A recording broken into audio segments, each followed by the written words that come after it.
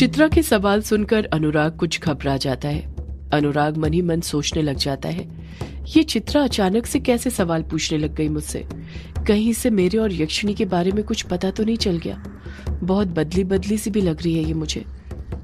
अनुराग ये सब बातें अपने मन में सोच ही रहा था कि चित्रा फिर उस पर दबाव बनाते हुए कहती है, चुप क्यों खड़े हो अनुराग, मेरे सवाल का जवाब दो। कौन तुम्हें छोड़कर चली गई? किसके लिए तुमने अपना ये हुलिया बना लिया?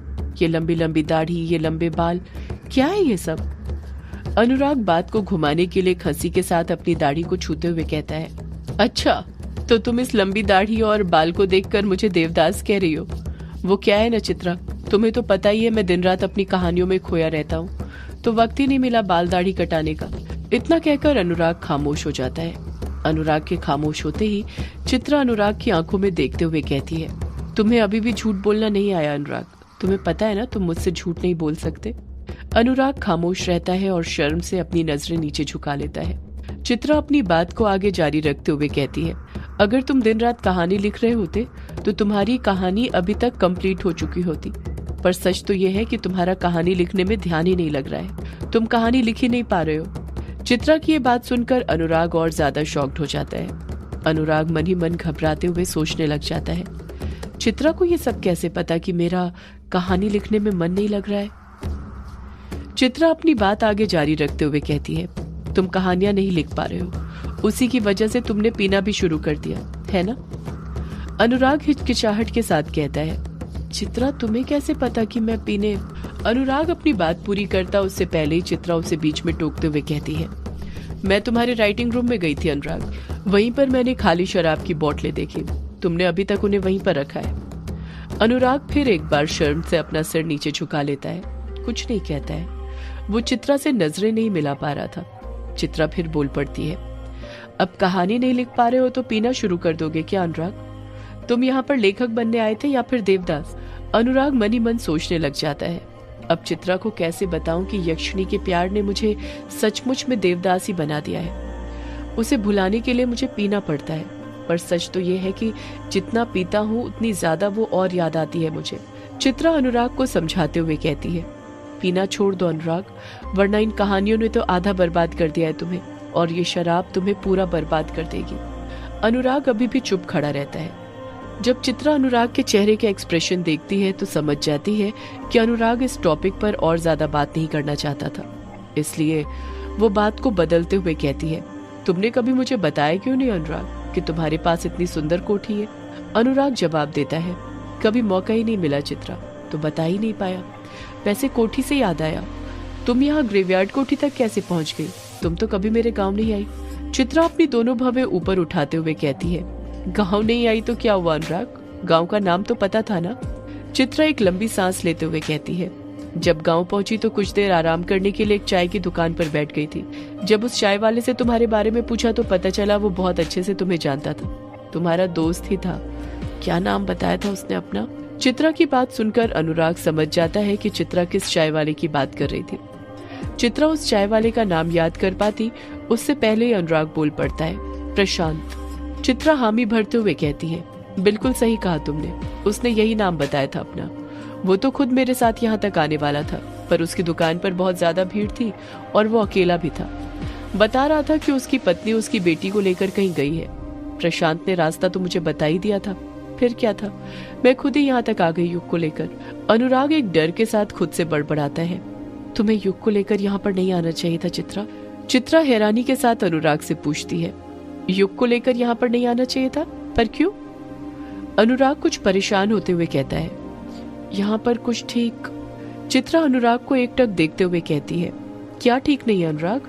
अनुराग मन ही मन सोचने लग जाता है, अब मैं चित्रा को कैसे बताऊं, यहाँ पर मेरे साथ यक्षिणी रहती थी और अब वो मुझसे नाराज है, कहीं इस नाराजगी से युग को और चित्रा को कुछ कर न दे।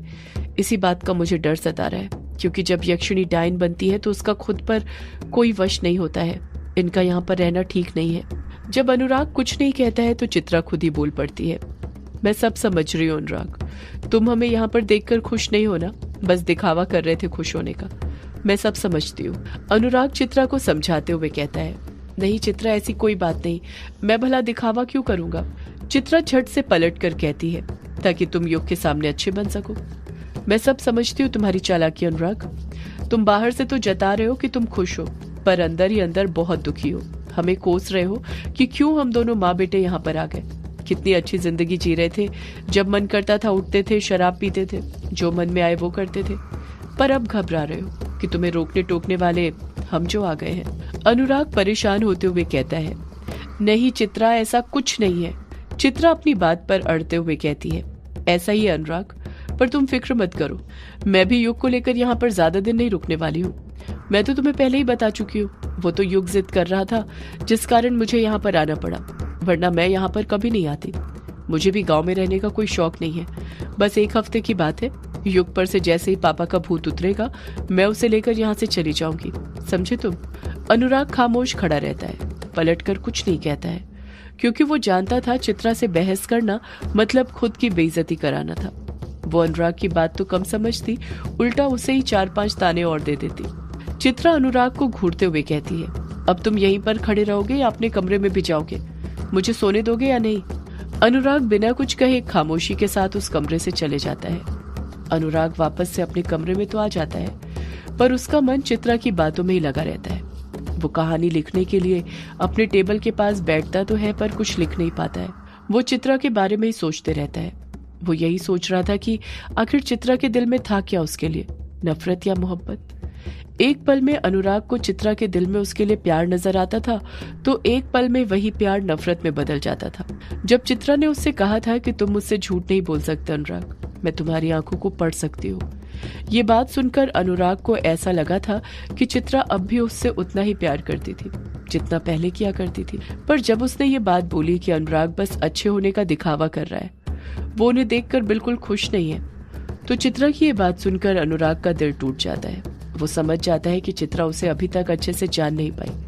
अगर चित्रा उसे समझ पाती तो अनुराग उसी वक्त उसे सारी सच्चाई बता देता कि वो यक्षिणी के कारण डर रहा है कि कहीं वो उन्हें कुछ न कर दे डायन बनकर।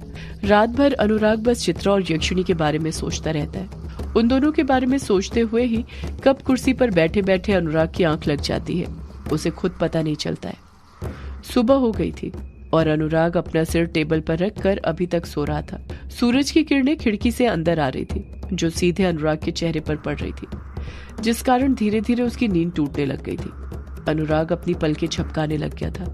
अनुराग अपना सिर टेबल पर ही रखकर अपनी आंखें धीरे धीरे खोल रहा था कि तभी उसे दरवाजे पर यक्षिणी खड़ी दिखाई देती है।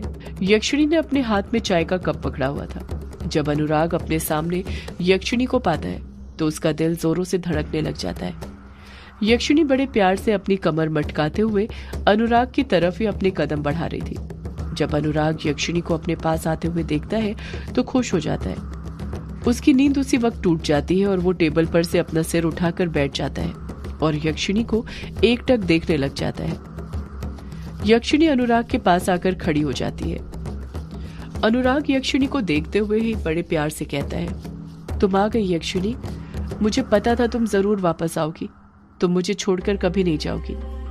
यक्षिणी कुछ कहती नहीं, बस चाय का कप अनुराग की तरफ बढ़ाने लग जाती है। अनुराग फिर बोल पड़ता है, तुम मुझे छोड़कर क्यों चली गई थी यक्षिणी? तुम्हें पता है मैं तुम्हारे बिना कितना तन्हा हो गया था। यक्षिणी अभी भी कुछ नहीं कहती है, बस अनुराग को एकटक देखते रहती है। यक्षिणी चाय का कप टेबल पर रख देती है। उसी वक्त अनुराग यक्षिणी का हाथ पकड़ते हुए कहता है, अब तो तुम मुझे छोड़कर कहीं नहीं जाओगी ना यक्षिणी, मेरे साथ ही रहोगी ना? यक्षिणी कहती है, हाथ छोड़ो अनुराग। अनुराग फिर बोल पड़ता है, पहले तुम बोलो यक्षिणी, तुम मुझे छोड़कर कहीं नहीं जाओगी और मेरे साथ ही रहोगी? अनुराग को यूं अपनी बात ना मानते हुए देख यक्षिणी को गुस्सा आने लग जाता है। गुस्से से उसकी आंखें लाल होने लग जाती हैं। यक्षिणी अनुराग पर चीखते हुए कहती है, मैंने कहा मेरा हाथ छोड़ो अनुराग। जैसे ही यक्षिणी चीखती है उसकी आवाज कमरे के अंदर गूंजने लग जाती है और उसी गूंज के साथ अनुराग अपनी ख्यालों की दुनिया में से बाहर आ जाता है। जब उसकी पूरी तरह नींद टूटती है और आंखें खुलती हैं तो वो देखता है कि उसके सामने यक्षिणी नहीं बल्कि चित्रा खड़ी हुई थी। उसकी टेबल पर चित्रा ने चाय लाकर रखी थी।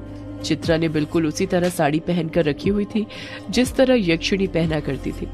जब अपनी आंखों के सामने अनुराग यक्षिणी की जगह चित्रा को पाता है तो एक पल के लिए घबरा जाता है। अनुराग डरते हुए चित्रा से कहता है, चित्रा तुम? चित्रा टोंट मारने के अंदाज से कहती है, हाँ अनुराग, मैं। तुम्हें क्या लगा सुबह सुबह यक्षिणी तुम्हारे लिए चाय लेकर आएगी? अनुराग धीरे से बड़बड़ाता है, हाँ चित्रा, एक पल के लिए तो मुझे यही लगा था कि यक्षिणी मुझे चाय देने आई है। वो भी मुझे रोज सुबह ऐसे ही अपने हाथ की चाय पिलाया करती थी।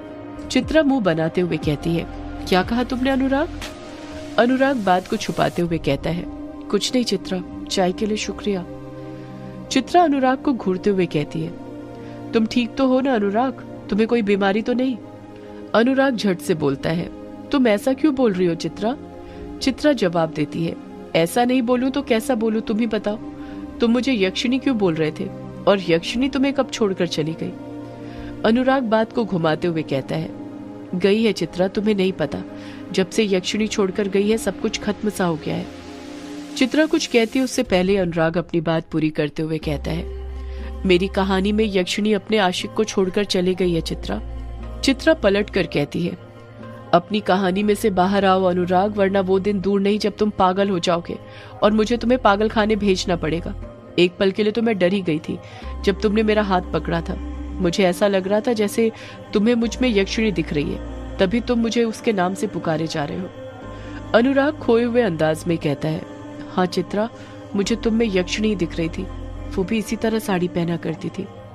चित्रा हैरानी के साथ कहती है, क्या कहा तुमने? अनुराग जब से चित्रा से मिला था तब से वो उसे थोड़ी अजीब लग रही थी। अनुराग फिर चित्रा पर शक करते हुए उससे पूछता है, ये साड़ी? चित्रा, तुमने ऐसी साड़ी क्यों पहनी? तुम तो इस तरीके से साड़ी नहीं पहना करती थी। कहीं तुम यक्षिणी तो नहीं? सदियों से